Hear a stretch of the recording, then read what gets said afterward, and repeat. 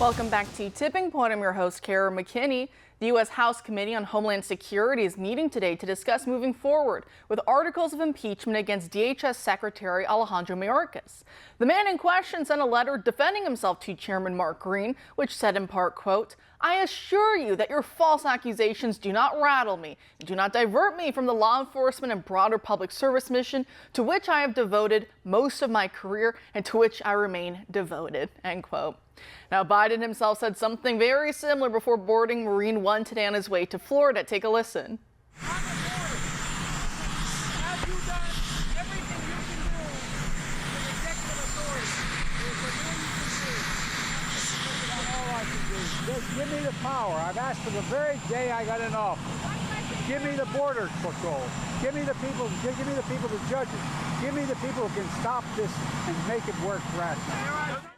Now, aside from the obvious problem here, which is that what Biden just said there is manifestly untrue, as literally on day one, he terminated the emergency designation for the southern border and redirected funds away from building the wall. But again, aside from that, isn't it funny how sending illegal immigrants into blue sanctuary states, Governor Greg Abbott's federal standoff, President Trump's campaign speeches on the border, and now this impeachment inquiry into Mayorkas have all gotten Biden to at least start admitting that there's a problem at the border. Funny how that works. Those internal polling numbers must not be looking too good, no matter how many Soros dollars are juicing it.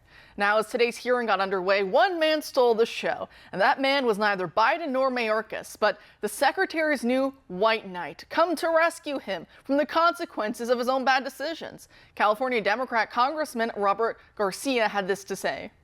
I want to remind the public that Donald Trump and House Republicans also have their own ideas for the border. So let's review the majority's border ideas that they've actually presented. Here they are. Donald Trump actually has said that he wants to build alligator moats along the border. That's one of his incredible ideas. Another idea that Donald Trump has promoted is he actually wants to electrify the border fence and maybe even put some spikes on the border. That's another Donald Trump and MAGA majority border idea. Another idea, which I'm not sure how well it would go, is he wants to actually bomb northern Mexico with missiles. That's another Trump idea.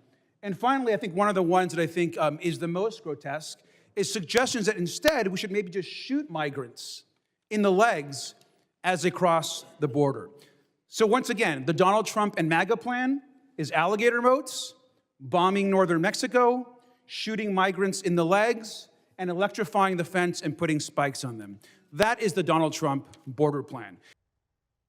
Friend of the show, Jeremy Carl of the Claremont Institute, joked in the comments section of this video, "I'm already supporting Trump. He didn't have to convince me."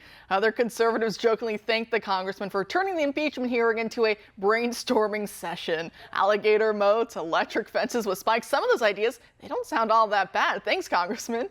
Joining us now to discuss is radio host and OAN contributor Andrea Kaye. Andrea, thanks for being here tonight. Thanks for having me. Great. What do you make of the congressman we just saw, Congressman Garcia? He says, you can't go for Trump. You can't do this impeachment because alligator moats and bombing northern Mexico. And I think, some people are looking at that thinking, sounds good to me. Well, right. If that's their white knight, it's reminding me of Monty Python and the Holy Grail, right? I mean, this guy was nothing but comic relief today. And then, then people are like, I like the comment about it being a brainstorming session, right? Because look, I'm a girl from the swamps, right? I love alligators so much, I named my dog Gator.